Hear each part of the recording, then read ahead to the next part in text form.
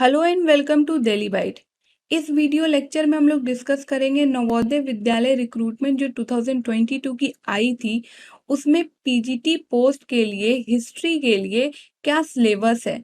आप लोगों ने ये वाला वीडियो लेक्चर देख रखा होगा जिसमें पीजीटी पोस्ट के लिए क्या रिक्वायरमेंट है, क्या एलिजिबिलिटी क्राइटेरिया है, पूरे कंप्लीट डिटेल वे में समझाया गया है। अगर आपने नहीं देखा है तो इसे देख लीजिए। तो चलिए हम लोग डिस्कस करते हैं पीजीटी पोस्ट के लिए हिस्ट्री के लिए क्या क्या सिलेबस हो जाएगा, कौन कौन से टॉपिक इम्पोर्टेंट हो जाएंगे।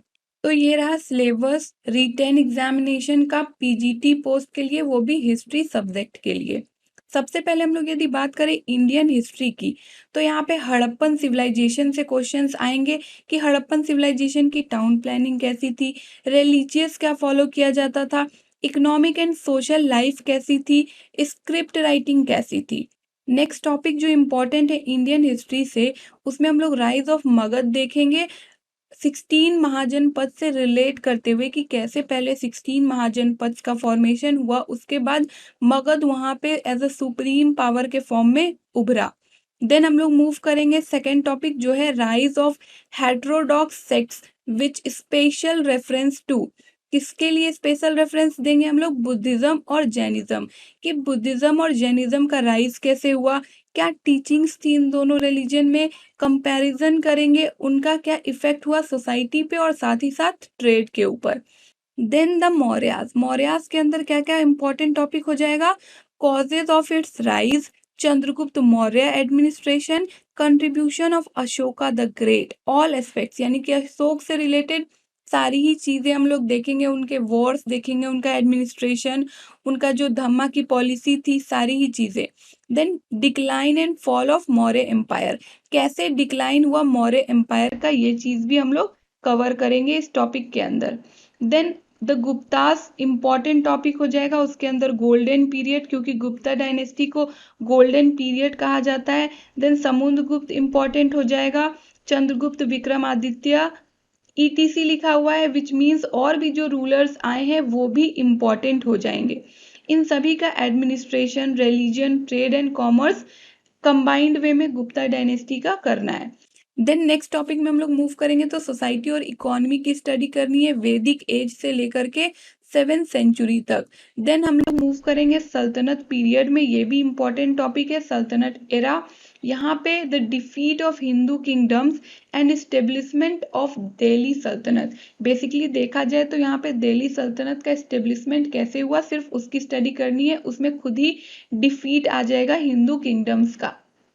देन इंपॉर्टेंट टॉपिक हो जाएगा मुगल पीरियड, जो कि 1526 से लेके 1707, ऑल एस्पेक्ट्स, चाहे पॉलिटी हो, एडमिनिस्ट्रेशन हो, सोसाइटी हो, इकोनॉमी हो। अब 1526 से यानी कि पानीपत का फर्स्ट बैटल से लेके 1707 जब औरंगजेब की डेथ हो जाएगी तब तक की पूरी मुगल पीरियड की स्टडी हमें करनी है, उसके हर एस्पेक्ट की। देन हम लोग मूव करेंगे टॉपिक नंबर 8 में। यहाँ पे मेडाइवल पीरियड में हमें क्या स्टडी करना है? Society, then culture with special reference to bhakti movement and Sufism. Bhakti movement and Sufism को ध्यान में रखते हुए सोसाइटी और कल्चर पे क्या इफेक्ट पड़ा मेडिएवल पीरियड में, इसका भी हमें कंप्लीट करना पड़ेगा। देन हम मूव करेंगे मेडाइवल आर्किटेक्चर की तरफ, जिसमें कि दिल्ली सल्तनत और मुगल पीरियड में क्या आर्किटेक्चर में चेंजेस आए, क्या आर्किटेक्चर ये लोग फॉलो करते थे, इन सभी की स्टडी करेंगे। नेक्स्ट यहाँ पे क्या है? The advent of Europeans and establishment of 5 British rule. यहाँ पे अब हम लोग ब्रिटिशर्स के एडवेंट से लेकर एस्टेब्लिशमेंट तक की बात करेंगे। टॉपिक नंबर 11 में आपको क्या कवर करना है? British rule and its impact on Indian economy. British के रूल का, उनके लॉज का इंडिया के इकोनॉमी पे क्या प्रभाव पड़ा। देन टॉपिक नंबर 12 है रिवोल्ट ऑफ 1857। इसमें हम लोग उसके नेचर को, कॉजेस को, क्या कारण था, लीडरशिप्स किसके किसके हाथ में थी, वो पूरा इवेंट कैसे रन हुआ, कंसिक्वेंसेस यानी कि क्या प्रभाव पड़ा, कॉजेस क्या थे, कारण क्या थे डिफीट के, हारने के, और क्या इम्पैक्ट पड़ा, ये सारी चीजें देखेंगे। देन टॉपिक नंबर 13 क्या है कि the socio religious reform movement और राइज ऑफ नेशनलिज्म, यानी कि मॉडर्न इंडिया में भी एक बार सोशियो रिलीजियस मूवमेंट चला था जब राजा राम मोहन रॉय वगैरह आए थे, तो उसे भी स्टडी करना है। देन टॉपिक नंबर 14 क्या है, द इंडियन फ्रीडम मूवमेंट, कहाँ से कहाँ तक, 1885 टू 1947, यानी कि कांग्रेस के स्टेब्लिशमेंट से लेकर, फॉर्मेशन से लेकर 1947 इंडिया के इंडिपेंडेंस तक। नेक्स्ट और लास्ट टॉपिक है इंडियन हिस्ट्री का कॉन्स्टिट्यूशन, की कॉन्स्टिट्यूशन हमारा कैसे फ्रेम हुआ, हमारा संविधान क्या क्या फीचर्स थे, इन सभी को यानी कि होलसम में देखा जाए तो पूरे कॉन्स्टिट्यूशन को हमें पढ़ना है। इंडियन हिस्ट्री की बात यदि करते हैं, अब वर्ल्ड हिस्ट्री में आते हैं हम लोग। वर्ल्ड हिस्ट्री में rise of ancient civilisation with special reference to, हमें एंशियंट सिविलाइजेशन की बात करनी है। हमने इंडिया के कंटेक्स्ट में हड़प्पा को पढ़ा, तो वर्ल्ड के कंटेक्स्ट में किस पे ज्यादा ध्यान देते हुए पढ़ना है, मेसोपोटामिया। मेसोपोटामिया का अर्बनाइजेशन, स्क्रिप्ट, ट्रेड, कैलेंडर, इन सभी की स्टडी करनी है। नेक्स्ट हम लोग मूव करते हैं सेकेंड टॉपिक जो कि है रोमन एंड ग्रीक सिविलाइजेशन, कैसे एम्पायर का, रोमन एम्पायर का कैसे राइज हुआ, क्या एडमिनिस्ट्रेशन था वहां का, कैसी सोसाइटी थी, इसकी आपको कंप्लीट करनी पड़ेगी topic. Then rise of Islam, इसके अंदर क्या है, हमें टीचिंग्स पढ़नी है इस्लाम की, कल्चर पढ़ना है और क्रूसेड। नेक्स्ट हम लोग मूव करते हैं टॉपिक नंबर 4 की ओर वर्ल्ड हिस्ट्री में, जो कि है nomadic people of central Asia. Then topic number 5 है the dark age, feudalism in Europe. Topic number 6 है renaissance and reformation period in Europe. Then यहाँ पे नेक्स्ट 7th टॉपिक क्या है, कैपिटलिज्म एंड मर्केंटलिज्म।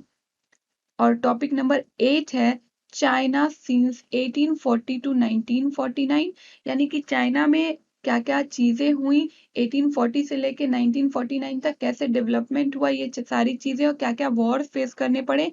सेम हमें जापान के context में पढ़ना है 1840 टू 1949।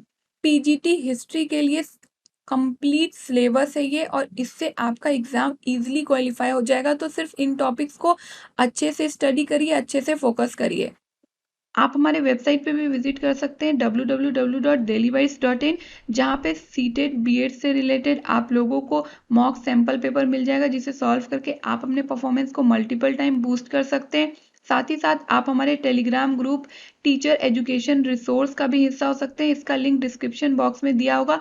किसी भी टीचर एजुकेशन के एग्जाम हो, चाहे एनबीएस हो, DSSB हो, सीटेट हो, या फिर बीएड के एंट्रेंस से रिलेटेड कोई भी अपडेट हो या कोई भी रिसोर्स हो, आपको इस टेलीग्राम ग्रुप के जरिए मिल सकता है, तो इसे आप लोग ज्वाइन कर लें।